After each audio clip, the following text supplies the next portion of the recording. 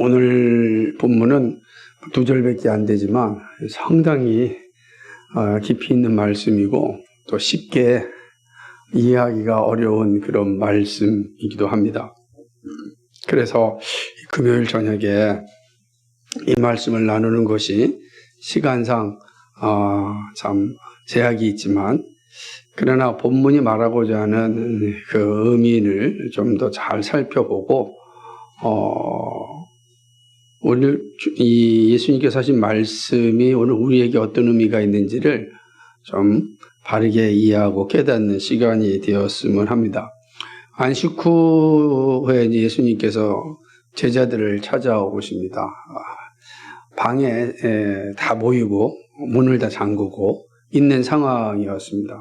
예수님이 죽었다라는 사실은 사도들, 제자들에게 매우 힘든 현실이었습니다. 로마의 시퍼런 그런 권력 앞에 제자들은 한없이 작은 존재였기 때문에 그렇습니다. 그런데 그 자리에 예수님께서 찾아오셨습니다. 그러면서 말씀하시기를 평강이 있을지어다 이렇게 말씀을 하십니다. 이 참 어마어마한 사건 아니겠습니까? 지금 제자들이 문을 닫고 있는 상황이었는데 그 문을 열지도 않았는데 예수님이 그 문을 통과하였고 지금 자신들 앞에 서 계십니다. 그리고 제자들을 향하여 평강이 있을지어다 이렇게 말씀을 하십니다. 평강을 전하는 자로서 또 제자들을 파송하는 것을 보게 됩니다. 너희가 나가서 이 평강을 전하라 이렇게 말씀을 합니다. 그런 후에 아주 두 번째로 또 의미심장한 말씀을 하시는데 오늘 우리가 읽은 말씀 중입니다. 숨을 내쉬며 성령을 받으라 이렇게 말씀하셨습니다. 그런 후에 죄의 사명권을 말씀하십니다. 누구의 죄를 사하면 사하여질 것이고 누구의 죄든지 그대로 두면 그대로 있을 것이다 이렇게 말씀하셨습니다. 예수님께서 제자들에게 오셔서 하신 말씀 중에 평강을 전하라 하셨고 성령을 받으라 하셨고 너희가 죄를 사하면 저들의 죄가 사해질 것이다. 너희가 죄를 사하지 아니하면 저들의 죄가 그대로 있을 것이다. 이렇게 말씀을 하십니다. 이 말씀이 어떤 의미를 가지고 있는지 살펴봐야 됩니다. 쉽지 않은 말씀이기 때문에 그렇습니다. 왜 예수님은 숨을 내쉬며 말씀하셨을까요? 그리고 예수님도 성령을 받으라 말씀하셨을까요? 또 예수님은 또 왜 죄의 사명권을 말씀하셨을까요? 이 본문이 아주 중요한 이유는 이 본문을 대하는 로마 캐톨릭의 입장 때문에 그렇습니다. 로마 캐톨릭은 이 본문을 통하여 교종과 신부의 죄의 사명권을 강조합니다. 그러니까 사도적 계승과 그다음에 죄의 사명권을 강조할 때 오늘 읽은 이 말씀을 이제 근거로 제시를 하는 것입니다. 자신들은 사도들의 계승자이기 때문에 죄를 사면할 권한이 있다고 주장합니다. 그래서 교회 성사가 가능해지는 것입니다. 성도들이 또 신부들한테 가서 자신의 죄를 고하면 이 신부가 여러 가지를 이야기합니다. 주기도문 100번을 외우라든지 아니면 1000번을 외우라든지 이렇게 합니다. 그러면 이제 죄를 사면해 줍니다. 그러니까 이렇게 죄를 사면할 때 그 사면권이 신부에게 있다라고 하는 사실을 증거할 때 오늘 본문 말씀을 이제 인용하는 것입니다. 그럼 과연 그게 맞는 것일까?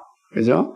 과연 로마 캐톨릭이 말하는 것처럼 맞는 것이 오늘 본문에 보면 그럴듯하죠. 너희가 누구든 죄를 사하면 사하여질 것이 이렇게 말씀하였으니까 죄의 사면권이 분명히 있는데 그럼 이것이 사도들에게만 주어진 것인가?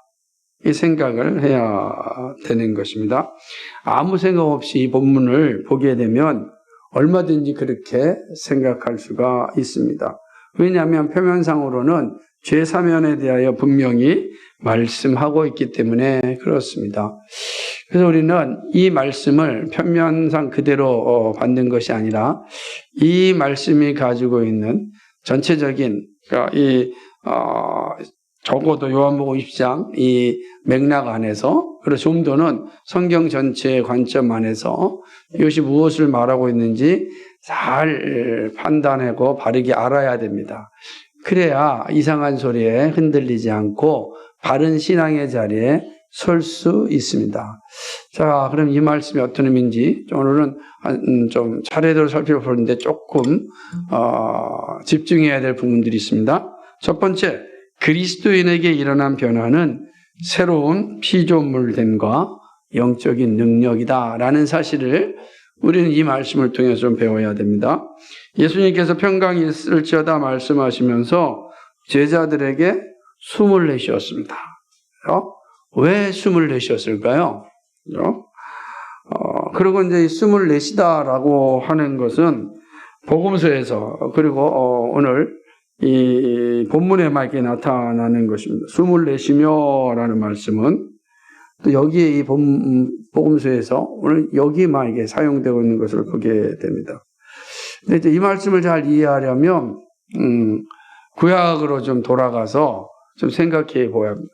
그러니까 이 복음서에서는 이 내용이 없는데 왜 예수님께서 이렇게 말씀하셨을까라는 측면을 보면 하나님께서 천지를 창조하셨을 때 하셨던 그 행위를 좀 생각하게 되는 것입니다. 하나님이 천지를 창조하신 후에 마지막 날 사람을 창조하십니다. 그리고 그 사람을 향하여 하나님께서 생기를 불어넣으십니다. 생기랑 또 숨은 다르잖아요. 생기를 불어넣으시는데 여호와 하나님이 땅에 흙으로 사람을 주시고 생기를 그 코에 불어넣으시니 사람이 생명이 된지라 이렇게 말씀하고 있습니다. 여기서 불어넣다라고 하는 이 단어가요. 불어넣다라고 하는 단어가 오늘 본문에 나와 있는 이 쉼이라고 그러니까 숨을 내쉬며 할 때 이 숨이라고 하는 것과 같은 의미의 단어인 것입니다. 불어넣었더니 생명이 되었다 이렇게 창세기 2장 7절은 말씀하고 있습니다. 그러니까 죽어있던 것이 살아 숨쉬는 존재가 된 것입니다. 그러니까 인격적인 존재가 된 것입니다.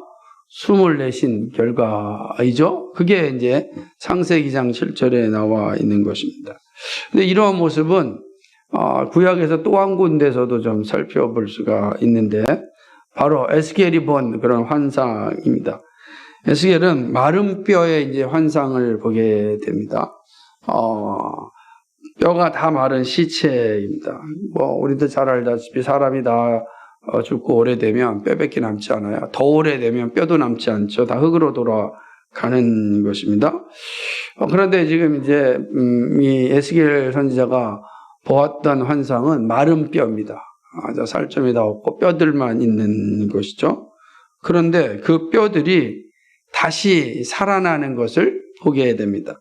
에스겔서 37장 9절 말씀에 또 내게 이르시되 인자야 너는 생기를 향하여 대언하라 생기에게 대언하여 이르기를 주여 여호와께서 이같이 말씀하시기를 생기야 사방에서부터 와서 이 죽음을 당한 자에게 불어서 살아나게 하라.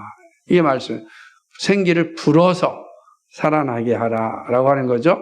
이 의미가 뭐죠? 예수님이 말씀하셨던 것처럼 숨을 내쉬며라고 하는 의미인 것입니다.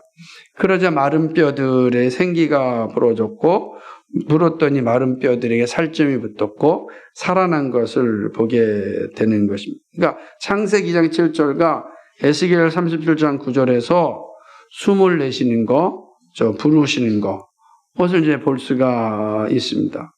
그러니까 그럼 이 모습이 어떤 것을 가르치고 있는가?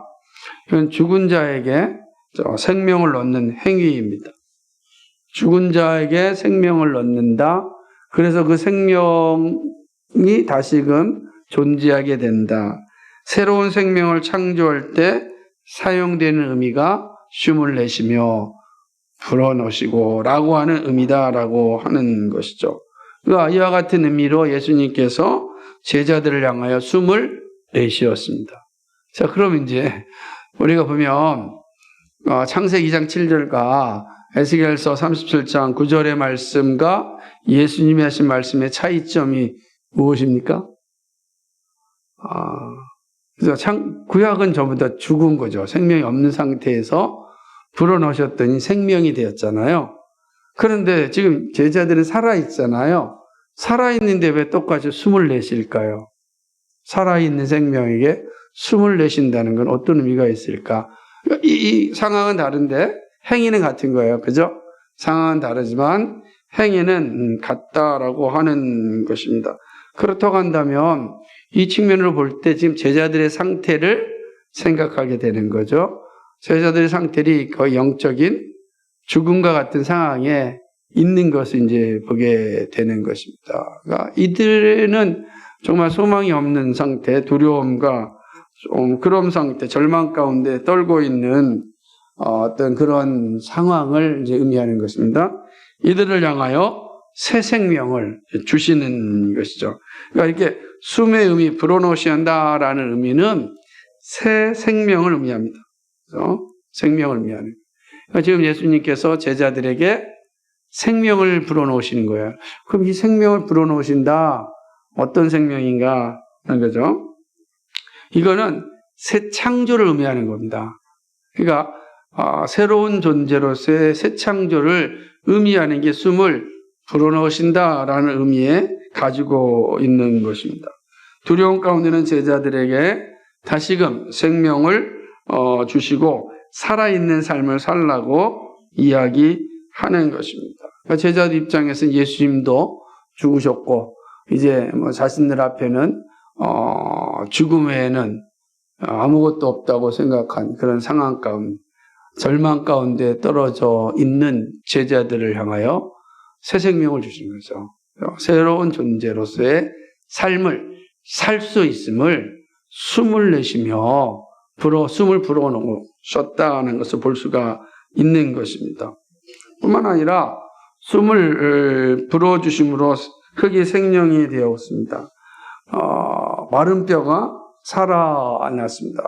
이 의미는 이제 움직이는 존재죠. 활동하는 존재가 되었다라는 것을 이제 의미하죠. 그럼 제자들에게 숨을 불어넣으셨다라고 하는 것은 이제 제자들이 제자로서의 삶, 복음을 전할 수 있는 능력을 가지게 되었음을 의미하는 것입니다. 일할 수 있는 능력을 가지게 된 것입니다. 살아서 일할 수 있는 그런 존재가 됨을 의미하는 거예요. 그러니까 제자들은 정말 절망 상태에 있고 모든 것을 포기한 상태에 있는데 예수님께서 숨을 불어넣으심으로 그들에게 힘이 생깁니다. 능력이 그들에게 들어가게 된 것입니다. 영적인 능력을 주시고 복음을 이해하고 전할 수 있는 능력을 예수님께서 이제 제자들에게 주셨습니다. 이것이 숨을 내쉬는 사건의 모습입니다. 그러니까 근데 이 모습은 오늘 우리에게도 마찬가지인데 우리가 예수 그리스도를 믿을 때 주어지는 영광은 바로 우리가 새로운 존재가 됐다라는 거예요. 예수 믿음으로 예수님은 나의 주님이십니다라는 이 고백은 우리에게 새 생명을 창조하는 사건입니다. 그래서 우리는 예수 믿음으로 인하여 우리에게는 예수님의 숨이 불어넣어지게 된 존재, 새로운 존재가 되었다, 새 창조가 되었다라고 하는 것을 의미하고 동시에 새로운 존재로서 살아갈 수 있는 능력도 우리에게 주어진다. 이게 예수님께서 제자들에게 나타나셔서 행하신 일이었습니다. 그 예수 믿는 자에게 주어지는 모습이라고 이제 할 수가 있습니다. 그러니까 이 모든 것들이 이 두려움에 떨고 있는 제자들에게 나타나셔서 예수님께서 하신 모습이었습니다. 이게 이제 숨을 내쉰다라고 하는 의미에서 살펴볼 수 있습니다. 이제 두 번째는요, 새로운 피조물이 된 그리스도인은 예수 그리스도를 전할 수 있는 어떤 자격을 갖춘 자가 됐다라는 의미입니다. 우리는 잘 알듯이 앞서서 예수님께서 제자들의 신앙 고백을 들으시고 교회를 세울 것을 이제 말씀하셨습니다. 부활하신 예수님은 이 제자들에게 오셔서 평강을 말씀하시고 숨을 내셨습니다. 그리고 숨을 내쉬는 거는 이 비음성적 행위잖아요. 그런데 그 다음에 음성적 행위가 나오시는데 성령을 받으라 이렇게 숨을 내쉬면서 성령을 받으라라고 하는 것입니다. 그러니까 숨을 내셨다는 거 우리를 새로운 존재로 능력을 우리에게 주시고자 하시는 예수님의 행위이고 모습인데 그 모습을 하신 후에 예수님께서는 성령을 받으라라고 말씀하셨습니다. 이게 참 어려운 단어죠. 성령 받으라라는 게 어떤 의미일까요? 왜냐하면 예수님께서 제자들에게 성령이 없어서 성령을 받으라고 하셨을까? 우리가 이 것을 잘 생각해 봐야 되는데 예수님은 요한복음 17장에서도 말씀하기를 또 다른 내가 가면 너에게 또 다른 보혜사를 보내시겠다 말씀하셨습니다. 그러니까 또 다른 보혜사는 원 보혜사가 있다는 의미이지 않습니까? 그 원 보혜사는 누구냐? 바로 예수 그리스도입니다. 예수님께 또 다른 보혜사는 자신이 원 보혜사고 또 다른 보혜사를 보내시겠다 이렇게 말씀하셨습니다. 그럼 예수님도 보혜사니까 성령이시잖아요. 그러니까 예수님이 성령이신데 지금 예수님의 제자들과 함께 했는데 성령이신 예수님이 성령을 받으라 라고 이야기합니다. 그게 어렵잖아요. 성령을 받으라. 성령이신데 성령을 또 받으라라고 이야기하는 것입니다. 이게 이제 참 어려운 문제라고 하는 것입니다. 더군다나 두 번째 난제가 있는데 제자들은 예수님을 믿고 있지 않습니까? 다 예수님 믿고 있는 겁니다. 예수 믿었으면 뭐가 임한 거죠? 성령이 이제 임한 거예요. 그러니까 예수님이 함께 계신 거예요. 예수 믿음이라고 하는 건 성령 받음이기 때문에 그렇습니다.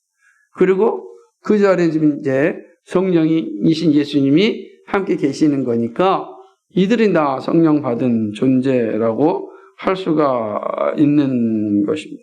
그런데 예수님께서 갑자기 성령을 받으라 그러는 거니까 이게 되게 어렵잖아요. 이해가 참 힘든 부분. 이미 성령이 다 계시는데 또 성령 받으라라고 하는 것은 어떻게 받으라는 거죠? 예수님 먹으라는 거예요. 그런 의미는 아니지 않습니까? 그래서 이번에 많은 분들의 해석이 공존하게 되는데 아더 핑크 같은 분은 이걸 성령 내주의 시작이라 이렇게 말씀하기도 합니다. 성령 내주의 시작이라 그러면 오순절 성령 강림 사건을 어떻게 이해해야 되는지 좀 난제가 생깁니다. 또 나일 주교 같은 경우는 그러니까 이게 요한복음에서는 성령이 진리의 영으로 우리 가운데 오셨기 때문에 이 말은 복음의 바른 지혜와 지식에 이르라라는 말씀이다. 이렇게 또 해석하기도 합니다. 웨틀리 같은 경우는 오순절날 성령이 우리에게 오시는데 미리 주십니다. 이렇게 또 해석을 하죠. 그러니까 오순절을 받을 성령을 나누어 주셨다. 얼마나 어려우면 또 이렇게 해석을 또 했겠습니까? 박윤선 목사님은 뭐라고 얘기하냐면 이 오순절 성령 강림 사건의 상징이 지금 예수님께 말씀하신 것. 성령 받으라가 오순절에 성령이 오실 텐데 그거의 상징을 말씀하신 거다라고 이야기하는 것입니다. 또 이승헌이라고 하는 우리 이승헌이 아니라 이승현이라는 아주 유명한 또 신학시장 박사인데 이분은 성령으로 세례를 주시는 분과 보혜사를 통하여 영원히 함께할 것이라는 두 약속의 성취를 보여주시는 것이다. 이것이 바로 그런 의미다라고 이야기합니다. 어렵죠? 이게 다 다른 거예요. 칼빈은 뭐라고 얘기했냐면 오순절 날 성령과 비교할 때 지금 장차 오순절 성령께서 오실 텐데 오시기 전에 제자들에게 가볍게 성령이 임하신 거고 그리고 오순절 날 모든 사람이 흠뻑 성령의 충만함을 받을 것이다.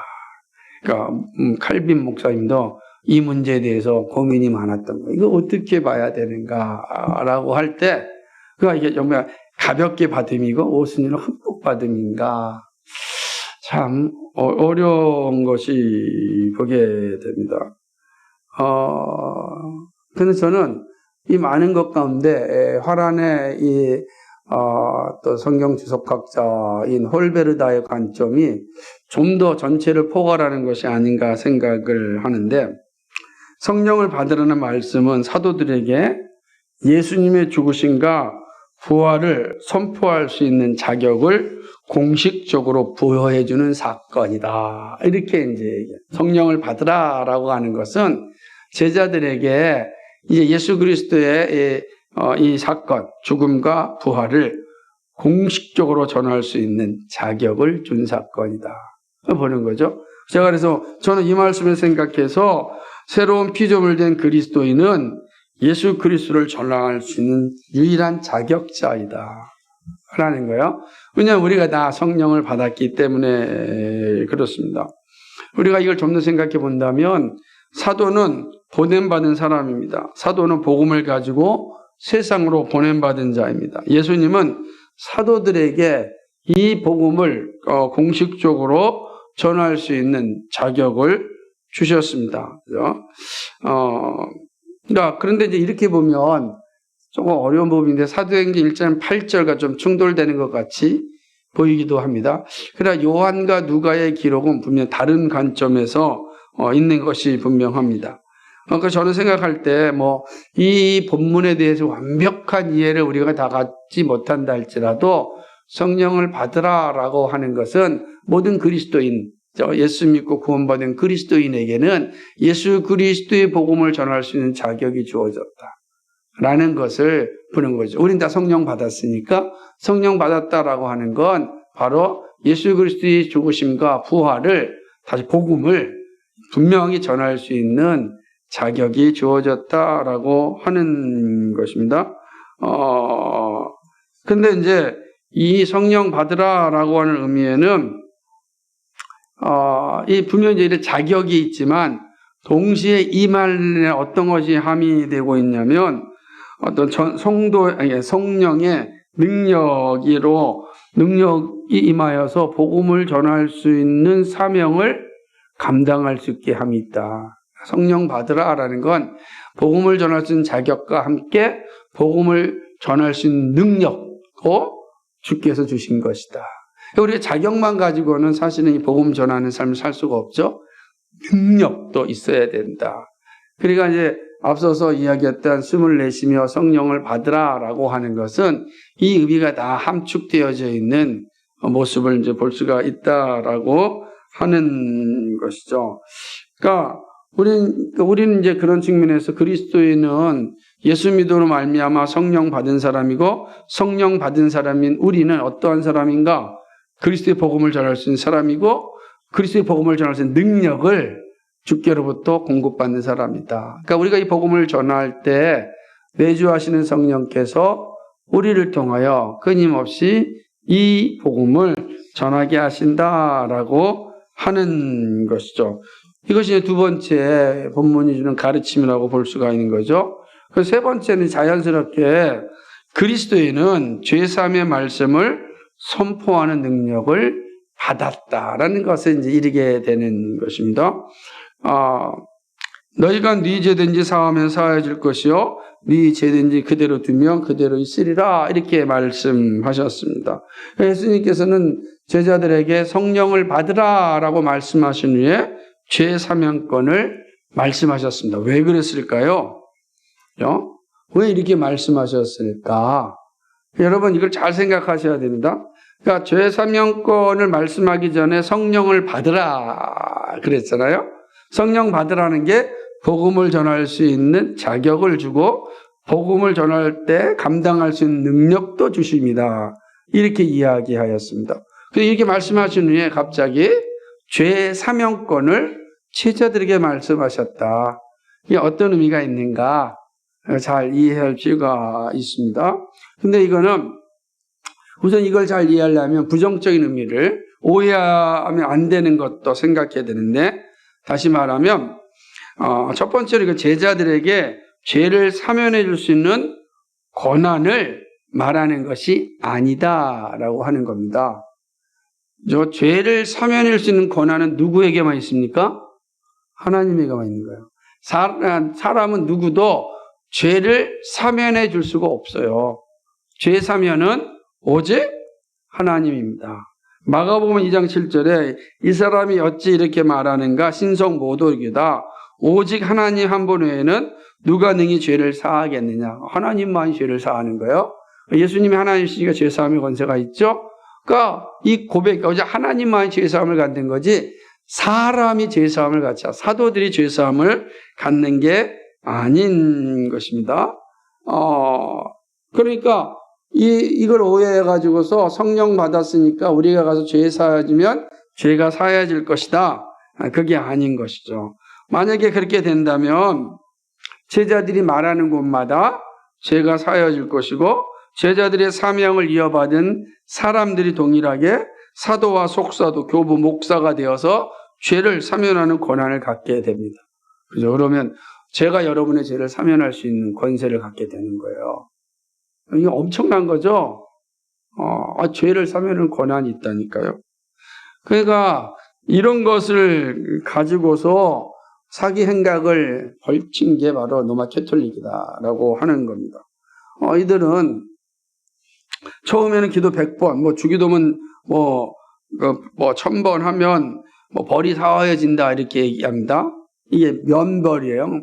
벌을 사하여 줄 수 있는 권한이 누구에게 있다? 신부들에게 있다. 그래서 그 고해성사랍니다.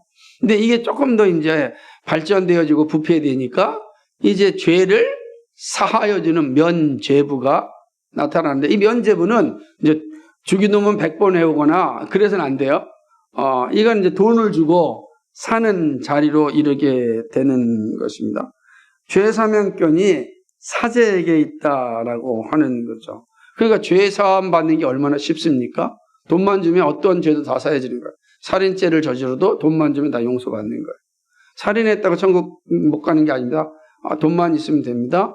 연옥에 있는 사람들 다 천국에 갈 수 있는데, 그러니까 살아서도 돈으로 죄를 용서받을 수 있지만 죽어서도 괜찮은 거예요. 내가 여기서 사면권을 못 샀어도 우리 후손들이 그 면죄부를 사면 또 천국에 갈 수가 있다라고 하는 것이죠. 그런 의미를 말하고 있는 게 아니다라고 하는 겁니다. 두 번째는 이거는 사도의 계승권도 의미하지 않아요. 절대 이 본문을 통하여 사도의 계승권을 말할 수 없습니다. 소명의 계승은 말할 수 있지만 이 사도의 권위 자체가 계승될 수 없습니다. 로마 캐톨릭은 어때요? 1대 교황이 누구다? 베드로고 자신들은 2대, 3대 교황이다. 계속해서 교황이 이루어졌다. 얘기하는 거예요. 그러니까 사도들이 죄를 사하는 권세가 있듯이 그 사도를 계승한 교황들도 죄를 사할 수 있고 교황이 권한을 위임한 신부들이 역시 죄를 사해줄 수 있다. 이렇게 이야기하는 것. 이게 바로 지금 23절을 해석하는 행위예요. 그러나 그렇지 않다라고 하는 것이죠. 자, 그럼 이 말씀은 어떤 의미일까요? 이런 게 아닙니다. 죄 사면권이 목사에게나 신부에게 있는 게 아니에요. 그리고 또 사도의 계승권을 의미하지도 않습니다. 그럼 어떤 말씀일까? 이 말이 어떤 의미일까요? 그러면 너희가 누구의 죄든지 사하면 사하여 줄 것이요 누구의 죄든지 그대로 두면 그대로 있으리라.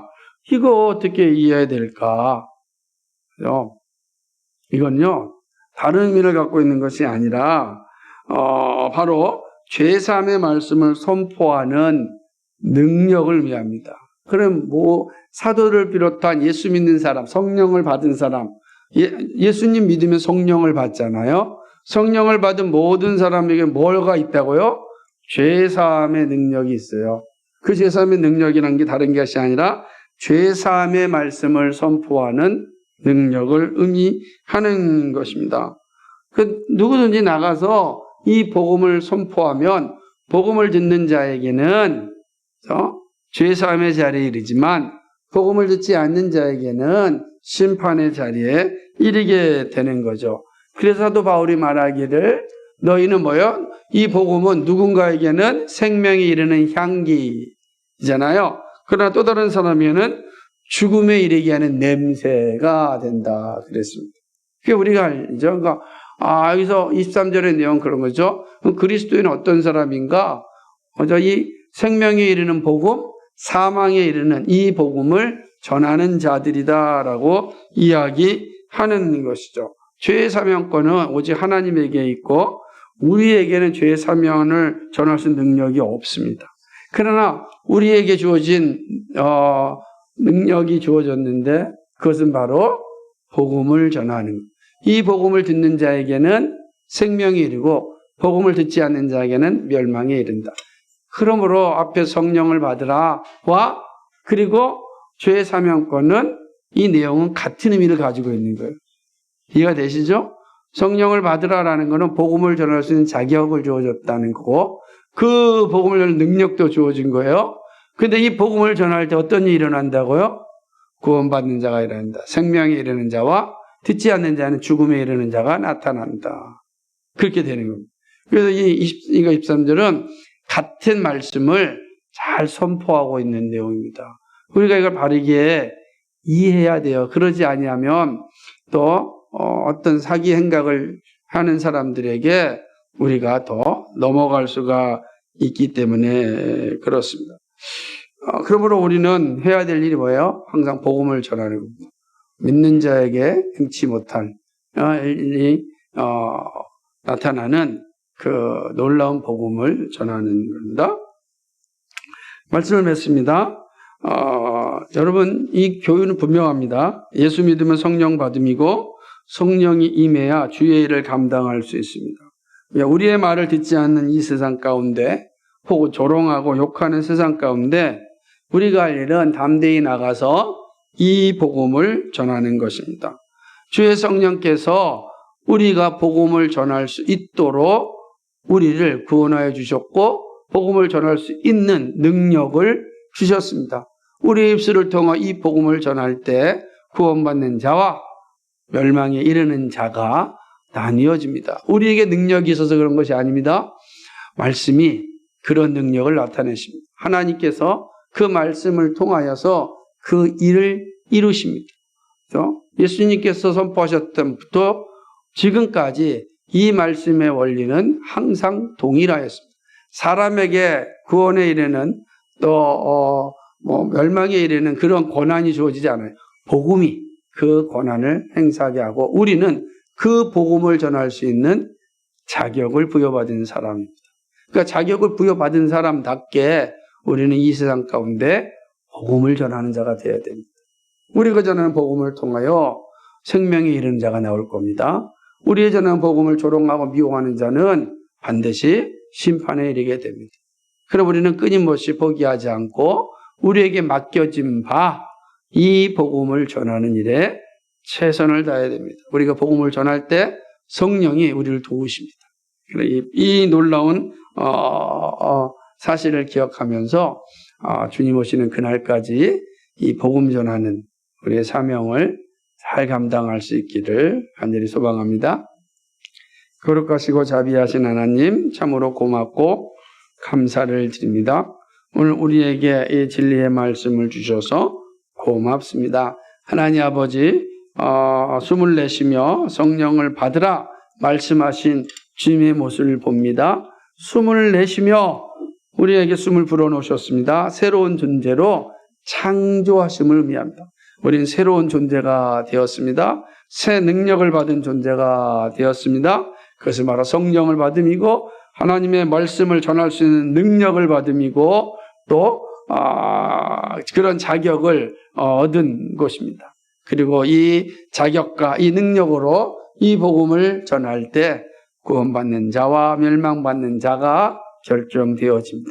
우리에게는 이 놀라운 권세가 있습니다. 하나님 아버지 이 복음을 맡은 자로서 복음을 전함으로 하나님이 말씀하신 놀라운 역사를 보게 될 것입니다. 하나님 우리에게 주어진 삶의 현장에서 이 복음을 담대하게 전할 수 있는 믿음의 사람 되게 하여 주옵소서. 감사합니다.